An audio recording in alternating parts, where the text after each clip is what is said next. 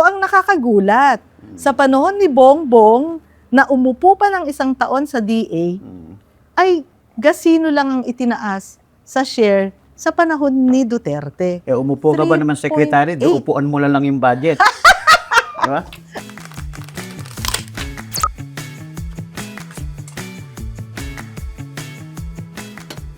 Caps Kape, napuyat ako kagabi sa gimmick.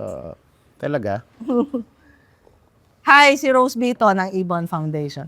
Si Kapaing naman, mula sa Kilusan Magbubukid ng Pilipinas. Natunto ninyo ang aming podcast. Ang kwentong may kwenta. Caps, malapit na ang SONA, no? At iniisip natin, ano na naman kaya ang may ipon na mga pabida, mga pasikat, patsubibo, may ganun bang salita? Patsubibo. Ang pipiliin niya, no? Malamang pipili si BBM ng magagandang datos para mukhang maganda yung ating sitwasyon. Kaya nga sabi natin, yung propaganda ng administrasyon, puro paganda, no? Pero makikita natin, paano niya kaya pipihitin, lalo na sa agrikultura, yung napakabagal o halos stagnant na produksyon ng agrikultura. Isipin nyo, 0.5% lang ang inilago ng agrikultura noong 2022, no, sa pagtatapos ng kanyang unang taon. Tapos 1.2% lang noong 2023. Nag-negative ito ng 1.5 last year noong 2024. At ngayon ang pinagmamalaki ng administrasyon, meron daw 2.2% growth itong first quarter ng taon. Pero yan ay pagkatapos na negative nga sa sunod-sunod na quarters noong nakaraang taon. Kaya sabi natin, mahirap pihitin ito. Kaya lang, yun nga, katulad ng nasabi natin, nakafocus siya doon sa mga magagandang datos. Yung volume ng production ng palay, bumagsak din, no? Mula 1.5% growth noong 2023, nag-negative ito ng 4.8% noong 2024. Ang biro nga namin sa Ibon ay mas mabilis lumikha o gumawa ng tao ang Pilipinas kesa sa ng pagkain. So dapat hindi ito nakakasabay sa population growth. Hindi pa natin yan maikakaila na merong mga nawawalang trabaho sa agrikultura. Nitong nakaraan, hindi rin maikaila na may 2 million jobs sa agriculture na nawala na. Tapos nung February, March, nitong taon naman, 2025 na, may 1.35 million jobs ang nawala sa agrikultura. Hindi pa yan nababawi. Sabi nila, meron ng gains, no? Pero 500,000 lang ang huling statistics niyan. Sa agriculture trade deficit, nandun pa rin tayo sa $1 billion nitong Mayo. At yung importasyon ng bigas, pinag-uusapan namin ni Kapaeng, record breaker ang Bongbong Marcos administration.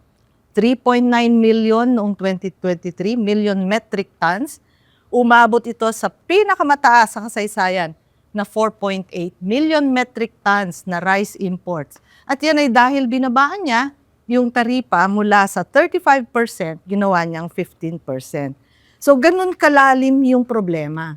Tapos, ano ang ginawa ng Marcos Jr. presidency? Puros gimmick. Sa isip namin, kung sa bagay, wala naman kasi siyang work experience, di ba? Bilang anak ni Marcos Sr., puro siya gimmick nung kanyang kabataan. At kahit nung sa pagtanda niya. At kahit nung naging presidente siya, makikita natin yung mga gimmick niya. Sa episode na ito, magbibigay tayo ng 5 bonggang gimmick ni Bongbong sa sektor ng agrikultura. Caps, ano ang nasa listahan mo? 5 bonggang gimmick, ha? Sa unang-una na, yung sa kanyang gimmick at ay yung pagbibigay ng ilusyon na mayroong pamamahagi ng lupa sa ilalim ng kanyang administrasyon. Na sa totoo lang, ay ito yung kalakhan nito ay dahil dun sa tinipak-tipak na mga collective certificates of land ownership award sa individual na CLOA sa ilalim ng tinatawag na split project o yung support to parcelization of lands for individual titling. Itong split project na ito ay World Bank funded ito At ibig sabihin, utang. At sabi nga ang target nila dito ay merong mahigit na 1 milyong hektarya ng lupa na masasaklaw. Pamimigay. Doon sa may 600,000 mga agrarian reform beneficiaries at layunin daw nito na ipatawad na yung 57.5 billion pesos na mga outstanding na pagkakautang ng mga ARBs o agrarian reform beneficiaries sa kanilang di nababayarang mga amortisasyon sa lupa plus yung 6% interest per annum sa land bank. Yung na-EYA ka mo. At sa ilalim ng New Agrarian Emancipation Act. No? Yan yung batas niya na sa totoo lang ay gimmick at nagbibigay ito ng ilusyon na sa ilalim ng kanyang administrasyon ay meron pa ring reforma sa lupa. Sa totoo lang ay wala naman talagang bagong lupain na nasaklaw ng acquisition and distribution sa ilalim ng kanyang administrasyon. Ang ibig nating sabihin dito at inaasahan ay matatapos yung termino niya sa 2028 na yung malalawak pa ring lupain na sa aking pagtutuos ay aabot to hindi bababa ng 500,000 hectares, no? Na mga private agricultural lands pa ang hindi nagagalaw. Ibig lang sabihin yan, yung mga laking may-ari ng lupa, nitong mga lupaing nananatiling yung remaining unacquired and undistributed agricultural lands, private agricultural lands, ay hindi magagalaw hanggang sa matapos ang kanyang termino ng panunungkulan. Pinagmamalaki niya na simula Hulyo ng taong 2022 hanggang Enero ng 2025 ay nakapamahagi siya ng 195,000 na mga klobas, no? Individual klobas. Pero sa totoo nito, halos 70% nito o mahigit 132,000 klobas ay mula dun sa tinipak-tipak ng mga mother, tawag niya, mother klobas. No? Mother klobas. Kaya pag pinag-usapan, may bago bang lupa dito o land holdings o may bago bang benepisyaryo dun sa bilang na ito. So, lalo na dun sa almost 70% na yon na galing dun sa mga collective klobas, ang sagot, wala. No? Wala. Kaya nga sabi natin, isa ito sa nangungunang gimmick ng administrasyong Marcos Jr. Land distribution daw, no? Pero yun nga, kumbaga bibigyan ko kayo ng tigi-isang pizza, yung pala, tigi-isang slice no, ng pizza sa isa lang, no? Na kabuuan.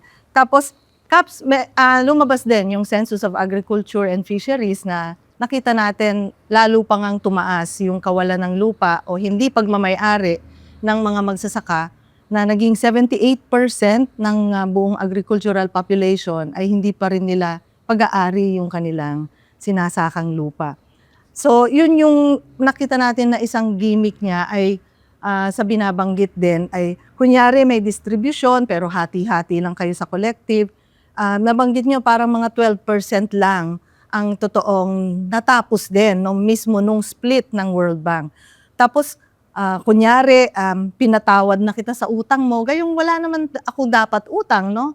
Ayon sa social justice. Pero kunyari lang din pala yung pagpapatawad kasi nabanggit nyo nung nagkwentuhan tayo na ang hindi lang magbabayad ay yung may outstanding. May outstanding. Pero yung hindi may outstanding na utang ay tuloy-tuloy pa rin yung amortisasyon. So, gimmick yun. Gimmick number 1. Dapat ganun kayo mag-isip paano yung pagmumukhain na may land distribution kahit wala. Saka wala siyang talaga intensyon mamahagi ng lupa, no? Libreng pamahagi ng lupa. Kasi kung kahit may pakitang tao siya diyan, dapat nag-certify siya ng isang panukalang batas na magpapawalang bisa doon sa lahat ng pertinenteng probisyon ng mga umiiral na batas at programa sa reforma sa lupa sa ating bansa na tinitigil yung obligasyon ng mga agrarian reform beneficiaries na magbayad ng amortisasyon sa lupa, 6% interest per annum at ng amilyar. No? Pero hindi niya ginawa ito. Hindi niya gagawin yun. At sa aking pagtutuos nga o computation ko, pag pinagsama-sama natin yung mga naipamahagi na kuno na lupa, 4.7 o 4.8 million hectares na sinasabi ng DAR, Department of Agrarian Reform, sa may 2.8 million na mga agrarian reform beneficiaries, pag sinama pa natin yung nananatiling hindi na ipamamahaging lupa yung mga privado na Oo. private Half agricultural a lands, billion. pati yung 1.8 million hectares sa ilalim ng agricultural leasehold system o sistema ng buwisan, lalabas kapwa dun sa sukat ng lupa at bilang ng mga agrarian reform beneficiaries, kahit pa maipatupad yung target nitong split project, hindi tataas yan sa 15%.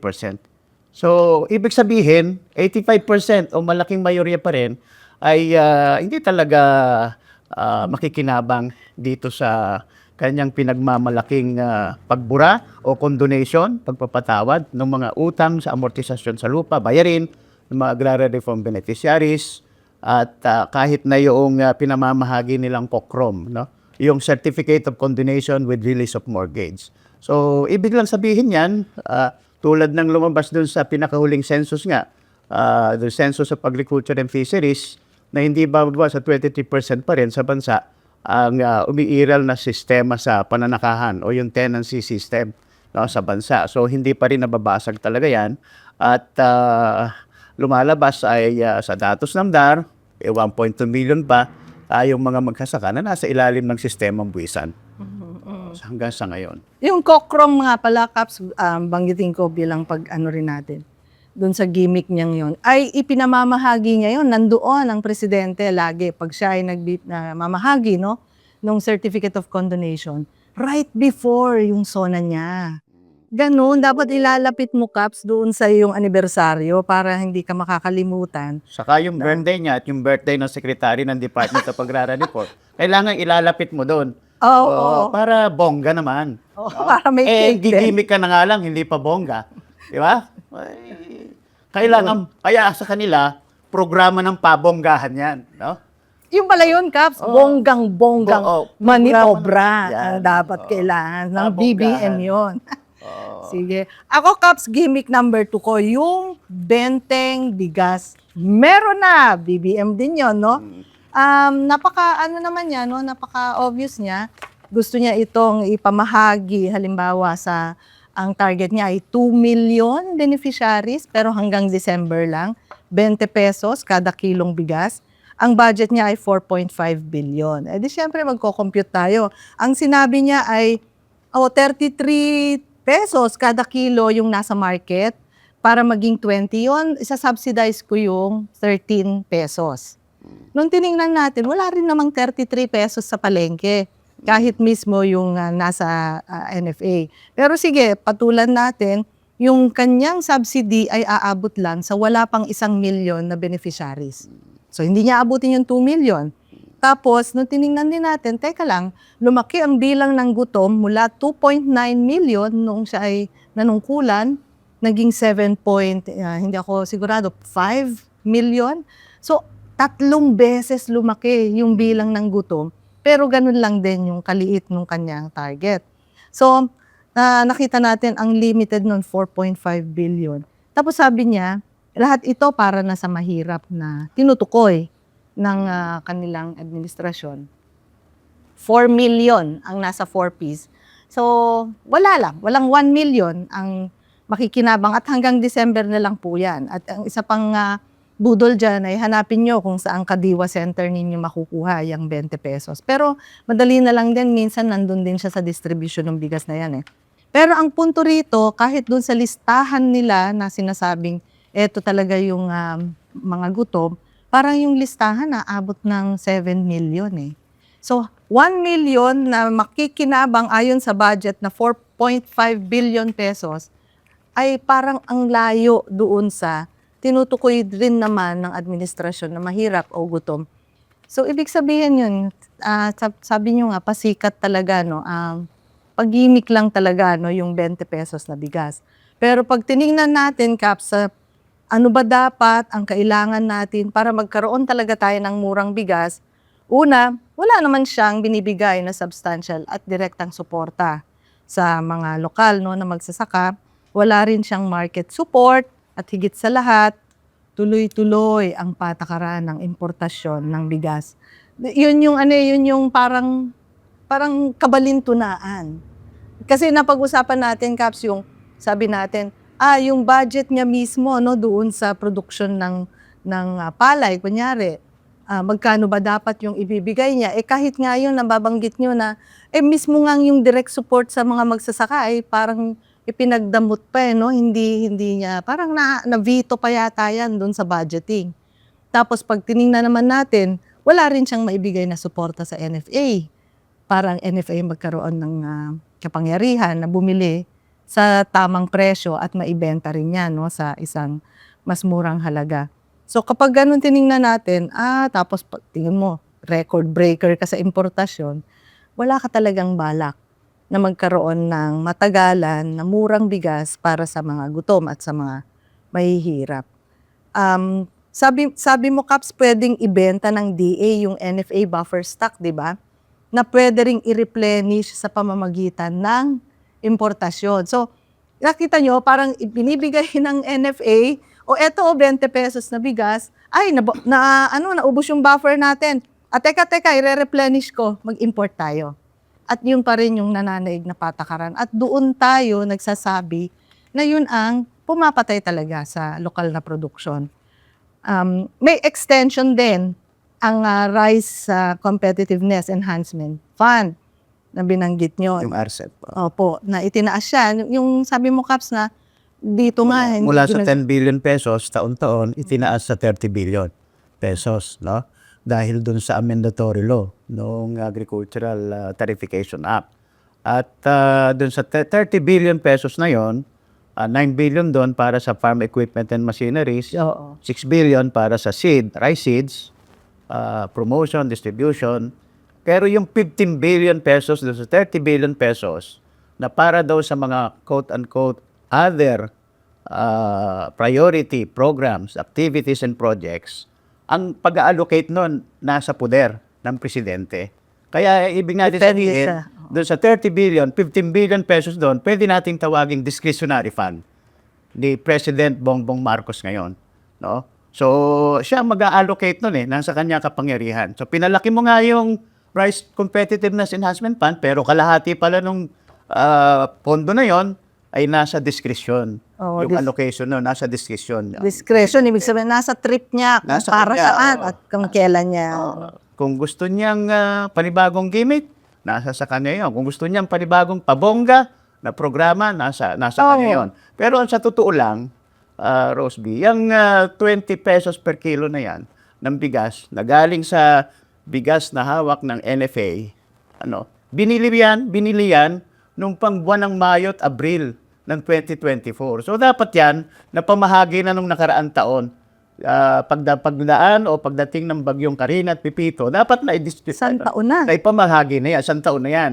Pero sasabihin nila, hindi naman sira Hindi naman sira yan kasi as of January 15, 2025, 80% nung hawak na mahigit 8 milyong sako magkapwa ng palay at bigas, 81% nun ay nasaan yun ng palay. Kaya sasabihin nila, ang palay naman tumatagal na 1 taong mahigit yan pag hindi mo giniling. Kaya hindi pa deteriorate yung kalidad niyan. Hindi pa bumagsak. So ganon ang ibig sabihin diyan. Bakit nanatiling palay ang kalakhan? Kasi nga hindi naman nagkaroon ng bidding doon sa milling services. So hindi walang mga bagong kontrata. Kaya noong as of January 15, 2025, kung may hawak na bigas ang NFA sa National Capital Region, ito ay 72,000 bags lang. Kaya alam ng mga pribadong sektor, Mababa sa food security yun. mababa sa 72,000 lang. Ilang araw lang yan na pwedeng ipamahagi ng NFA. So, alam talaga ng mga nasa pribadong sektor yan, mga commercial traders, rice importers, kung gaano lang ang hawak ng NFA. Kaya kahit bumabaha yung imported rice sa loob ng ating bansa, sa lokal na palengke, ay talagang nanatiling mataas yung presyo. Kasi walang, ang tawag ko diyan, walang pantable. Walang panabla yung gobyerno. Kasi para magkaroon ka ng panabla, kailangan meron kang malaking volume na hawak. Kung 56% ng stock na bigas ay hawak ng pribado, Opo. ay wala. Kaya lang, Caps, ito yung buwan na diniklara niyang may emergency, di ba? Ito na po ba yun? O, ano yan? Itong February ito na lang. 2025. Pero mas nauna pa dyan, di ba, napilitan silang magtakda ng maximum Oo, yung sa unprecedented price. imported Sa price. imported rice. Oo. Oo. Na dati 51 pesos kada kilo ng bigas, bumababaw ng 44 pesos kada kilo. So, yun ang maximum. Oo, yon. Pero kung tutusin, 15 o 13% na mas malaki yan, mas taas yan, doon sa 39 pesos kada kilo ng bigas nung bago siya o nung panahon mag-assume siya ng presidency. So, ibig sabihin, hindi pa din bumababa doon sa kung anong preso kada kilo ng bigas nung siya ay umakto na bilang presidente. So, hindi naman na ipapaliwanag yan. Kaya talagang dyan pwede nilang sabihin na napababa nila ang presyo ng bigas, pero sa totoo lang, hindi. Hindi nila napababa. At ako, ito yung parang nakikita kong masakit eh. Dahil sinabi nyo na nasa discretion ng presidente yung kalahati, no, nung 30 billion ng Rice Competitiveness Enhancement Fund. So, kung giyon ang ginamit niya para sa BBM, benteng bigas, meron na, di para pala tayong ginisa sa sariling mantika kasi yun ay galing sa tariff revenue. Na kung tutuusin, ay hindi naman dapat magkaroon ng tariff revenue kung hindi tayo nakatuon, no, sa importasyon. Yung isa pang masakit dito na obserbasyon ko, dahil trumumpeta no, ng BBM ng isang ganong klaseng pagbaba ng selling price ng bigas sa mga consumers, ang mga traders na bigyan ng QE caps para baratin palalo yung mga lokal na magsasaka. So, nandoon no, yung isang, kumbaga, paano sa atin, parang, ewan ko, nakakaloko kung tutuusin doon sa ating presidente. Okay, napag-uusapan na rin lang ang bigas caps. Ito, maiksi lang. Gimmick number 3, yung crackdown. Crackdown sa rice smuggling at sa mga kartel, no? Na kung saan ay nagkaroon ng Anti-Agri-Smuggling Act, tapos pinalakas pa yon doon sa, una muna ano ba na una? Economic sabotage. Anti-agricultural smuggling act. Oo, Tapos naging anti-agricultural economic sabotage. Na parehong walang ngipin, no, ng mga batas. Dahil nakita natin doon sa Senado, merong inimbestigahan di umano na 126 cases ng large-scale smuggling, 22 persons daw of interest, ng mga pinangalanan. Tapos, mismo ang presidente, may mga pinangalanan siyang, mga mailing, corporations, na parang ito yung binibintangan, na mga kartel o mga smugglers. Yung House of Representatives, nagkaroon din ng Quinta Committee para magkaroon ng investigation. Yung Department of Agriculture, 4 sa 10 blacklisted ay kinasuhan. Pero eto ngayon ang gimmick dyan. Wala pa rin pong nakukulong hanggang ngayon. At sabi nga natin, hindi niya pwedeng sabihin, sa Ingles ganito yun, bakit ka humiga dyan sa kama na nasusunog? At ang sagot nasusunog na nung humiga ako. So hindi niya pwedeng sabihin na, nung dumating ako, walang kartel.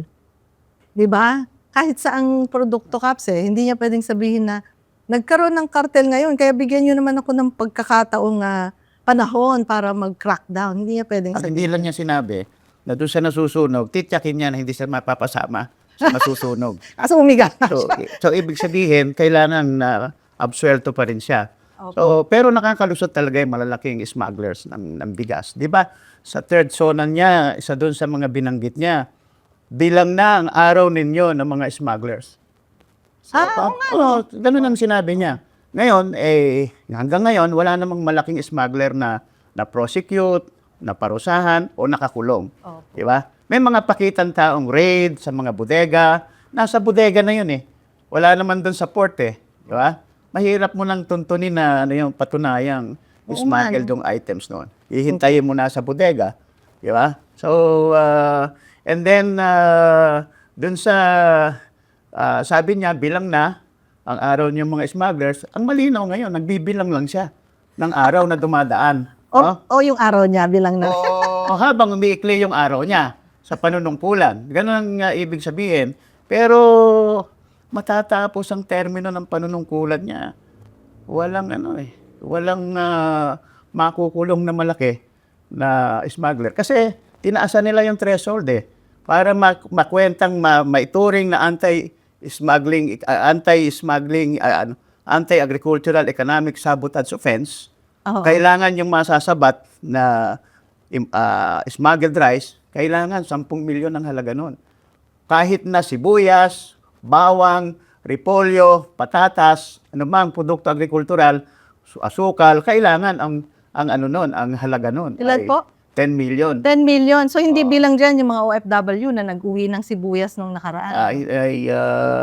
Pero hinarang pa rin. No? Narang, opo. Oo. So, ibig sabihin, makakalusot talaga. So, yung batas mismo talagang walang walang ngipin. Meron silang sinasabing bodega na ni-raid nila, merong 800 million worth yata ng halaga ng bigas. May picture, di ba? Pero Ay, may picture yon may para picture patunayan mo na yun na smuggled rice ay talagang mahirap, hindi madaling patunayan yon.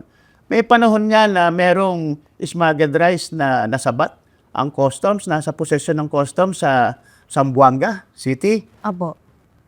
Nasa possession ng customs. Malaunan nawala yung smuggled rice. Kung nawala yung smuggled rice, nawala yung ebidensya, wala ka nang isasampang kaso kasi nawala ebidensya. Pero sa batas, kahit dito sa batas na ito ng Agriculture Economic Sabotage Act na ito, walang parusa. Halimbawa, customs ka, sa possession mo yung smuggled goods, nawala sa possession mo, walang pananagutan eh. So, walang pananagutan. So, ibig sabihin, ano na nangyari nun? Mismo yung batas pala, walang ganun. O, hindi ba't bago siya umupo bilang sekretary Walang ng DA? red-handedness. Si Bongbong Marcos Jr. May 4,000 metriko tonelada ng asukal. Nasapat oo. dun sa ports ng Batangas. Diba? Wala talagang dokumento yun. Tinahabol. Tapos, na-release. Bakit na-release? Kasi inyabol yung sugar order mula sa Sugar Regulatory Administration sa SRA. So, panahon ni ng Senior Undersecretary ng DA. Bongbong si Lincoln Marcos na po Nalibay. yun. Bongbong Marcos na yun. So, nasa na yun? So, ibig sabihin, wala nang nanagot doon. Kasi napalabas nila. So, ibig palang sabihin nila, kahit magpasok ka ng smuggled goods, agricultural smuggled goods, so, iabol mo yung dokumento, yung legal cover, absuelto na. Wala nang kaso. So, napakabongga pa naman yung yung ceremonial signing nitong Pero naparesign yata. anti-agricultural. Ito ba naparesign din naman yung administrator? Yun na lang yung sacrificial Nakakahiya lang. kasi parang to follow. Okay, Kaya ang hinahabol mo nga ay kung wala kang dokumento, ay bakit naman to follow yung dokumento? Ibig sabihin, may protection ka within, no? Doon mismo sa gobyerno. So, okay. So, isa yun yung gimmick number 3 natin. Hindi natin alam kung ano yung na-crack, no? Sabi, crackdown. Okay, sige. Bahala na kayo mag-isip. Pero lutang talaga yung gimmick na yon. Gimmick number 4, Caps. Oo, meron ng mga development projects. Anong masasabi ng ating kilusang magbubukid dyan? May mga development projects. Pero ito ay sa pangalan ng mga development projects, nangyayari ang land grabbing. Pinalalabas nila yan kasi meron tinatawag silang acceleration ng infrastructure development. Pinagpatuloy lang ni Bongbong Marcos Jr. yan, di ba? So, ilan siya? May 194 o 207 infrastructure projects? 207 as of May. Marami din dyan ay mga malalaking highways, di ba? 68% ay expressways. transport infrastructure. Malalaking expressways yan na hindi naman pwedeng magbilad ng palay ang magsasaka dyan. Hindi. Bawal. Di ba? Subukan nyo. Subukan. Bawal, Caps. Bawal nga bisikleta doon. Yun nga kinasasama ng loob namin eh. So, ibig natin sabihin, nung hindi natatabunan yung mga sakahan, di ba? Ay talagang malaya yung magsasaka doon. Nilagyan ng malalaking highways, di ba? Kaya nung apoy nasa gabinete, sabi ko, Mr. President, hindi po kaya po pwedeng yung mga infrastructure projects hindi natin idinadaan at ibinabagtak sa mga agricultural lands. Ang sumagot si Sunny Dominguez Ano daw? sabi, hindi raw po pwede na hindi dumaan.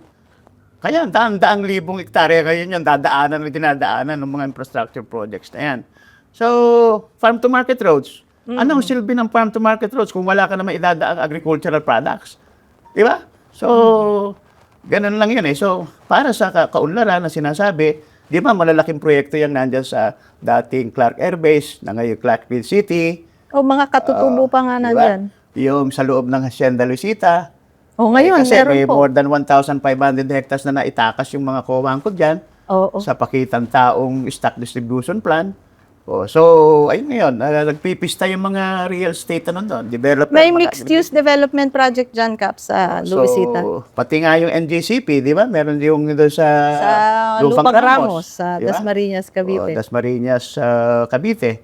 So, talagang sa ngalan ng development, yung mga infrastructure projects na yan man ay real estate, quote-unquote real estate developments o mixed-use na gamit.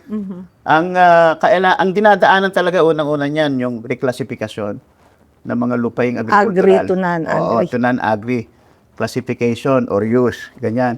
Kaya nga maraming regions sa Lunay, Central Luzon, saka yung Southern Tagalog regions, nangunguna yan sa mga tinatawag nating land use conversion hotspots. No? Na isa sa panganib lalo, yung seguridad sa pagkain ng mamamayang Pilipino. Halimbawa, yung dinaanan ng Central Luzon Link Expressway na yon, SLEX, papunta ng sa Cabanatuan, sa Talavera na, Bebesiha, pupunta ng San Jose. Ang mangangailangan yun ng 400 hectares productive irrigated rice lands yung dinaanan na yon. So, bawas na yon doon sa food production areas natin. So, Grabe, ganun ang impact niyang ng mga infrastructure projects na yan. So, Kap, nabanggit mo yung farm to market. Ito pala, yung 207 projects, meron po siyang indicative amount na 10.4 trillion pesos. Yan yung BBM, yung Build Better More, no? Na infra. 2% lang dyan sa amount na yan ang agricultural infrastructure. So, ibig sabihin, kung sa BBM infra ay hindi talaga priority yung agriculture. Yung binabanggit nyo na lahat ay dadaan sa agricultural land ng mga DPWH yan, na siyang DPWH. nakakakuha ng malaking tipak ng budget ng pamahalaan. May dagdag ako dyan, Caps. Pinasa ni Bongbong yung Executive Order 18. Ito yung strategic investments in green projects. Ito yung malaking gimmick dyan. Pagbabanggain yung ating pangangailangan para sa pagharap sa climate change, kasi green sa environmental projects, pagbabanggain yon doon sa natural resources at pangangailangan ng mga magsasaka ng ganung rekurso, lupa man yan o kung anong mga pananim. No? At dahil dyan sa executive order na yan, ay papayagan niya ang 99-year foreign lease ng mga lupang yan na hindi naman interesado kadalasan sa agrikultura. Pero kung titingnan natin yung binabanggit niyo na itong mga lupang yan, itinabi na yan, no?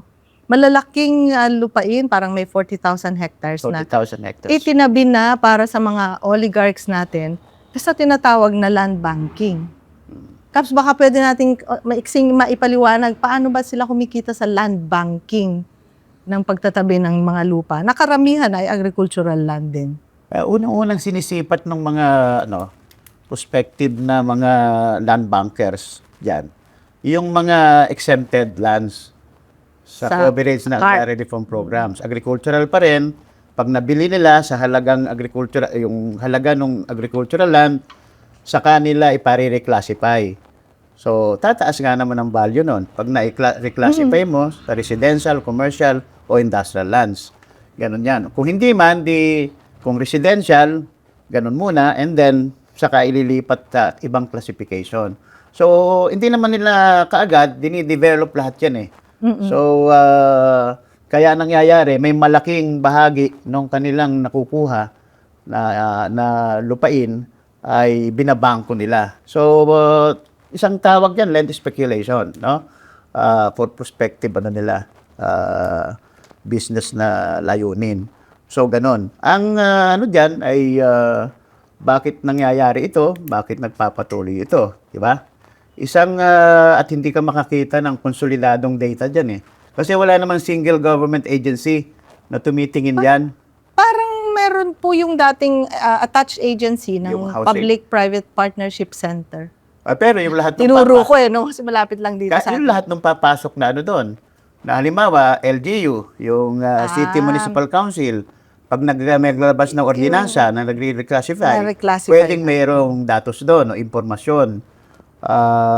Yung SADAR, lahat ng application for land use conversion. Pero hindi nga, ano yun hindi siya buo hindi siya consolidated. Oo. na Basta ang data. punto, Caps, ang sinasabi mo, once na reclassify yan, no, ay mas tumataas yung, pag tinawag po nating speculation, ibig sabihin, sa pamamagitan lang ng promotion, halimbawa, sabihin ko, itong lupang to, dito ay maaari na tayong magtayo ng ganitong klaseng commercial na land, business, tataas ang value Tataas ng ang lupa. value. Sa pangalan nyo, no, yung commercial value niya. Hindi man matuloy ang pagtataas ng commercial building dyan, ay nangangahulugan, next time na may interest ka sa lupang yan, ganito na yung value niya. At mabilis po tumaas yung land values dahil lang sa pagsusubi nung kanilang properties na hindi naman sa kanila nung umpisa at doon tumataas yung presyo. Kaya hindi tayo magtataka sa mga susunod na mga taon. Dadami mga lungsod. Ayan na naman Sa yung mga city probinsya. natin na walang mayor, Caps. Na May walang, mayor nga, mga oligarkong Oligarko. Kaya makikita natin yung mga oligarko, yung malalaking burgesa kumpador, pag sila din ang malakihang nag-land banking, di ba? Land speculation. Matatawag ba silang malalaking bagong tipo? Panginoong may lupa? bagong tipo na talaga. Okay. Kasi So, na ibig po sabihin, nag-ano na yung kanilang katangiang makauri na malalaking burgesa kumpador, Oo. malaking Panginoong may lupa. Hindi na sa bagong rent, tipo. hindi upa ang kanilang Hindi, appropriation. Actually, parang may pagkaparasitic na nga po kung speculation ang ginagamit. Caps, idagdag ko dyan sa gimmick na yan. Ang isang gimmick ng administrasyon, yung renewable energy. ayan. So, sabi niya, dapat renewable energy tayo. At pinagbabangga niya yung pag-unlad daw ng nakararami, lalo na magkaroon tayo ng energy security mula sa mga kagubatan, mula sa tubig, at maski sa minahan Kasi yung mga batteries pala na electric vehicle ay makukuha rin yung kanilang mineral mula sa minahan. Babangga yan para sa energy sa interes ng magsasaka. At lumalabas dito na maraming mga lupain, halimbawa yung mayroong 3,500 hectare na Terra Solar Project, ay ito ay gagawin sa Bulacan at Nueva Ecija. O di kaya naman yan sa Nueva Ecija, sa Gapan. Yun, Sa Piñaranda. malaki po 3,500 hectare. Iba pa yung sa Isla ng Negros, di ba? Opo, meron din sa Negros, meron din sa Pagudpud, sa mga naman yan. So, parang kadalasan... Iba pa yung floating solar projects. iba pa yung sa mga mangingisda naman. Kadalasan sasabihin, eto, masyado kayong makasarili, mga magsasaka. Kung ayaw nyo to, samantalang maraming makikinabang. Pero nakita namin na ang mga makikinabang ay ito po, yung Lopez Group, yung Aboitiz, yung Ayala Corporation, sa energy projects. Tapos, meron din ang Villar na yung Kratos RES Incorporated. Sa Pangilinan, yung Empower, EEI Energy Solution, sa Yuchenko Group of Companies, Shell Energy Philippines, syempre. At yung sa Megawide, mga Caps, ito na yung mga nag-land banking Yung Citicore Energy Solution ng Megawide. At sa panghuli, yung sa mga konsunhi, yung Solar Powered Agri-Rural Communities Corporation. Galing ng gimmick, di ba? Sasabihin mo, pag-unlad, pero land grabbing ang nangyayari. Gimmick ka na lang, hindi ka pa magpapakahusay. Nabubuking agad natin dito lang sa podcast, Ano ba yan? May podcast tayo. Oo, nabubuking sila. Dito natin. Kaya hinay-hinay lang sila, mag-iingat sila. At nandito lang tayo. Okay. Ngayon, Caps, pang-5. Ito, actually po, pwede naming habaan to mga 2 oras kami magkwentuhan. Pero hanggang 5 lang, sabi sige, nung ikaw aming magsimula, director. Na, ayun nga. Sige. Ang pang-5, nagsimula tayo sa pagpapakita ng krisis. Pabagsak yung produksyon. Alalaki lang yung importasyon. Wala ng trabaho, nawawala sa agrikultura. Pero, Caps, bloated yung agricultural budget. Sa nakita namin, wala dito sa datos ko. Hindi. Mga 30%. Baka nadukot ng Malacanang. Ito, memorize ko. 30% sa kwentahan natin ang itinaas ng budget sa unang buong taon ng administrasyon. Tumaas uli ng mga 21% last year, 2024. Tapos biglang naging single digit lang, 5%. So sabi namin, ang taas ng itinaas ng budget ng agrikultura dahil ba siya ang naging DA secretary? Pero nung tiningnan natin, siyempre, agad titingnan namin yung production. Gano'n naman, di ba, Caps? Magbabudget ka, tingnan mo na, nag-improve ba yung output. production, oo. Dahil yun ang hindi namin hindi natin Tugma. tugma, sabi namin, tanungin natin si Kapay, baka nasa kanya yung misteryo nito. So, Caps, bakit tumaas nga ang budget ng agriculture sa ilalim ng Marcos administration, pero yung production niya, sobrang talaga, stagnant. Or negative Na negative 19 last million year. metric tons, umagat yata sa panahon, Oo. 20 million metric tons, nabalaho na doon. No? Hindi na makaahon. Kasi para maabot natin yung self-sufficiency level natin sa produksyon ng bigas na pangunahing pagkain butil sa bansa, kailangan ka 24 to 25 million metric tons eh. So mga 14 to 15 million metric tons ng bigas. No? Kailangan 24 to 25 million metric tons ng palay. So ganon, para ma-meet natin. Nabalaho na sa 20, bumaba pa sa 19, hindi na makaahon. Ngayon, ang tanong, bakit nga? Dahil ang tinitingnan ng KMP dyan, Kilusang Bukid ng Pilipinas, from 2019 to 2024, limbawa na, doon sa budget ng National Rice Program, cumulative, kalakkan doon, malaki doon, 733 billion, nakalaan doon sa tinatawag nilang production support. Okay? Doon naman sa pondo ng Rice Competitiveness Enhancement Fund, pati na yun doon sa RCEP, na 10 billion nung una, ngayon 30, wag pa natin kwenta yung 30 Yung billion makinarya ngayon. doon. Oo, tapos na 10 billion, kalahati doon, 5 billion ay sa farm equipment and machineries. Wala ka agad, hindi mo makikita yung output ka agad doon eh. Kasi farm equipment and machineries yun eh. At doon sa excess nung rice tariff collection, nandun, meron siyang Rice Farmers Financial Assistance. Ito yung 5,000 piso kada isang magkasaka na ang sukat ng lupa niya na tinatanim at pinag-aanihan ng palay ay hindi higit sa 2 hektarya. Ganon. So, tinuos namin, cumulative, lumalabas since 2019 to end hanggang 2024, mga 75 billion. So, ibig sabihin, pag sinagsama natin yung pondo sa National Rice Program at saka yung RCEP, pati na excess doon sa rice tariff collection, almost 150 billion pesos. Bakit hindi umangat? Di ba? Hindi umangat eh. So, pwedeng isang sabihin, wala naman kasing malaking budget para sa direct production subsidy. Yun yung isa, no? And then, hindi rin naman lumaki yung harvested area natin for palay production, no? Average. So, Limit. may 1 million pa rin hektaryang mahigit na nananatiling unirrigated. So, yung yield per hectare natin, hindi naman umangat sa 5 tons o 6 tons per hectare. So, kaya, eto, may budget ka, lumalaki, pero kumpara sa mga nakaraang rehimen o administrasyon, pwedeng mas maliit pa yan, yung share niya. So, ibig sabihin, may budget ka na malaki, combined na 150 billion pesos since 2019, di sakop ni Duterte yon, di ba? Hanggang itong panahon ni Bongbong Marcos, hindi umangat yung produksyon.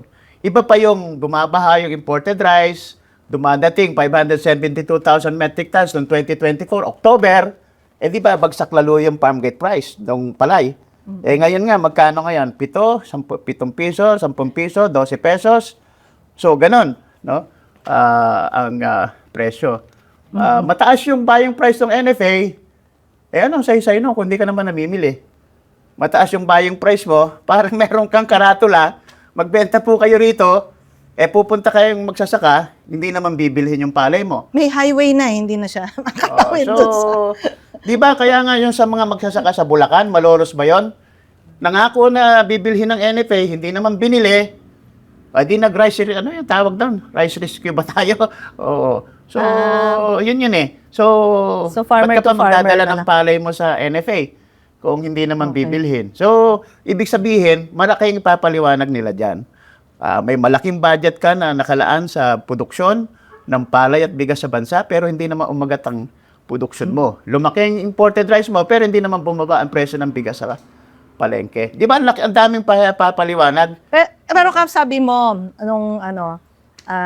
yung yatang nakaraang episode natin, ay sa budget ng agriculture, ng DA, ay meron ding malaking alokasyon sa emergency sa farmers assistance. Yung Rice Farmers Financial Assistance. Oo, na maaaring sabihin ng administrasyon, ay naghahanap ka kapaeng ng direktang suporta. Ayan na yung Rice Farmers Assistance at malaki ang nilaki ng budget na yun. Malaki nilaki. Anong tingin doon ng KMP? May gano'n, 5,000? Magkano po yun? 2,000? Nakuha tayo mismo sa sa ground Oo. na mamamahagi ng binhi ng palay, no? Ipamamahagi yung binhi, nakatanim na yung magsasaka. Saan ba gagamitin yung binhi? Di ba? So, mamamahagi ng farm inputs, fertilizers. Organic pala yung Pero nakapangutang na yung magsasaka para lang makapagsabog ng kanyang abono. Yung cash assistance, Caps, meron siyang Yung cash allocation. assistance na 5,000 per Yun, magsasaka, 5,000. na merong sukat ng lupang tinatanim at pinag-aanihan ng palay na 2 hectares and below, cash yun eh. Cash. Oo. So,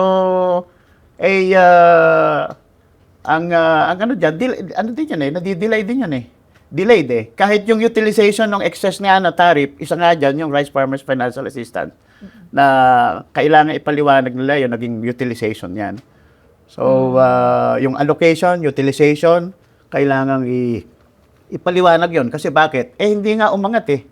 Actually, Yung Caps, local palay, kung rice production natin eh. Opo. Kung pag-iisipan natin yung agrarian development talaga, ang cash transfer po sa magsasaka ay napakahinang support, 'di ba? Para sa production. Nananawagan tayo yung cash assistance. Siyempre, yan ay dahil sa kawalan ng insurance ng kanilang binhi. Pero yung cash transfer, hindi yan isang komprehensibong parang approach para sa agrarian development. Kasi hindi mo kinilala na merong nagpapautang ng mahal, merong malalim na pagkakautang yung magsasaka. Kaya pag sinabi mong binigyan naman kita ng 5,000 bakit hindi ka nakapagtanim ng marami o kung ng mahusay? Dahil agad-agad maipambabayad yan sa utang. Pero kung merong pambansa o kaya pang gobyerno talaga na wide scale, na support sa magsasaka ay mas magandang yun na sana ang direksyon. Kaya nga isang kampanya dyan ng Kilusan Bukid ng Pilipinas ay magbigay ng mapamahagi ng production subsidies. 25,000 pesos para kada magsasaka, 10,000 pesos kada mangingisda, 10,000 pesos sa ating mga agricultural workers. Ang sabi ng gobyerno dyan at DA, paano natin pamamahagian yung mga manggagawang bukid? Wala namang lupa yan. Di ba? Pero kinikilala kasi nila dapat bahagi ng productive registered. forces sila. Di ba? Opo. Matataniman ba yung lupang tinataniman ng palay kung walang manananim? Hindi. Di ba? So, kaya dapat, kaya nararapat lang yung kampanya para sa production subsidies. No? Opo. Ng Tapos, Kilusang Bukid ng Pilipinas. alam mo, Caps, yung 5,000, nagagamit din yan ng politiko. Di ba sa distribution yan, LGU eh. Or local government level, let's say ng DA, yung 5,000 na cash assistance niya. At dyan din, nagagamit yan, pwede sa politika, pwede rin gamitin yan sa surveillance din ng mga magsasaka. Kaya nga, kahit nakakaramdam ako ng init at pinapawisan ako, yung mga nasa gobyerno, pinapawisan na yun, paano ipapaliwanag yung mga tanong natin. Sorry naman, Caps. Di ba? O ayan, meron ka ng panyo. Pero yun nga, yun yung isang bumukol doon sa pagtaas ng budget ng DA ay meron siyang gimmick din doon. Ito ay malungkot isipin, lalo na nakaisang taon si BBM bilang DA Secretary. Makikita natin, kanina kinocompute ni Caps sa ilalim ni Arroyo ang taunang budget ng Agriculture and Agrarian Reform sa kabuuan ay 4.7%. Sa panahon ni Noynoy Aquino, sabi ko sana Bambam, ay 4.5%. Sa kanyang Agri-Pinoy program. Sa Agri-Pinoy program. Wala na, Penoy kasi yung nasa isip ko. 4.5%, no, of total budget. Eto ka, Kaps, sa panahon ni Duterte, walang maidadahilan ito, sadyang hindi niya lang talaga gusto ang agrikultura.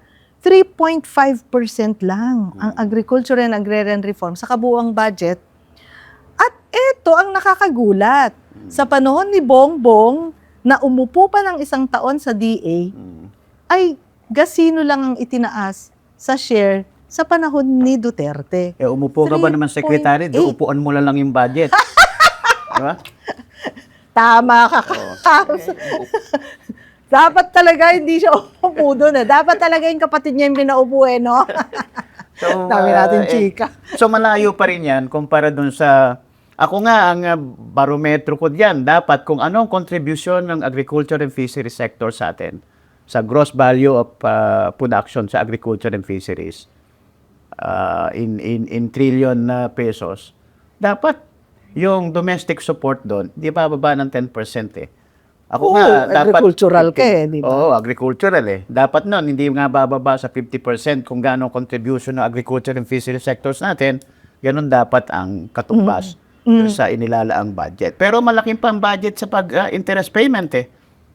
Ngayon, 2025, 848 billion pesos eh. 11.4% yata of budget ay pambayad utang, interest pa lang. Interest pa lang yun, yung 848. Sabi ko nga, kung may sabihin mo na 850 billion pesos, mabibigay mo na yung subsidy hinihingi ng KMP na 25,000 sa magsasaka, 10,000 sa mangingisda, 10,000 sa manggagawang bukid, 350,000 billion pesos pala, 350 billion pesos sa compensation and indemnification, 500 billion.